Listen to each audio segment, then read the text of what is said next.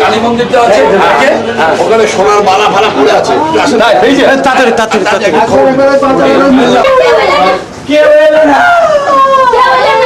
বিপদের সময় যদি কেউ না আরে সব ফাটা নামিয়ে দিয়েছে বাইরে বেরিয়ে দেখি সব দোকানে ফাটা আমাদের বাদের কি ওই এতগুলো দোকান এখানে সবাই একদম পুরো মাথালা আমি তো মা বাবা না মা মা ইয়া দেখো না মা মা টাপি দেখো না মা না না না না না হ্যাঁ হ্যাঁ সমস্ত নিয়ে গিয়েছে।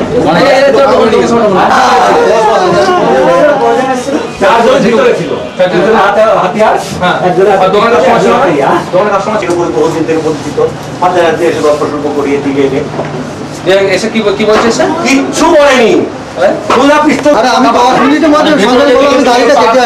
তখন নারায়ণ তখনও এখানেই দাঁড়ানো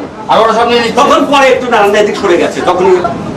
আমি 500 টাকা খুঁজে দেবো 501 টাকা খুঁজে দেবো আমি পুরা মাতালাকে আমার জন্য ব্যাগ তুলে আমি বন্ধ করে রাখেল নি দাঁড়িয়ে আছে বাবা বলে তোকে মেরে ফেলবে তুই চলে যা আমি আগে ছিল আমি পারলাম না জীবন থাকলে আরো অনেক থেকে পরপর চারটে ছেলে তো ওই দেখছি পিস্তল বের করে লাগতো আর একজন দেখি রামদা ওই নেপালি দা নিয়ে রামদার উপরে পিস্তল ধরেছে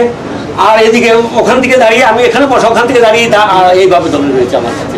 আর ওই মুহূর্তে দুজন লাফ দিয়ে ডান দিকে ঢুকে গেছে ঢুকে গিয়ে গাড়ির ভেতরকার মালগুলো ওদের ব্যাগে ঢুকিয়ে নিয়েছে।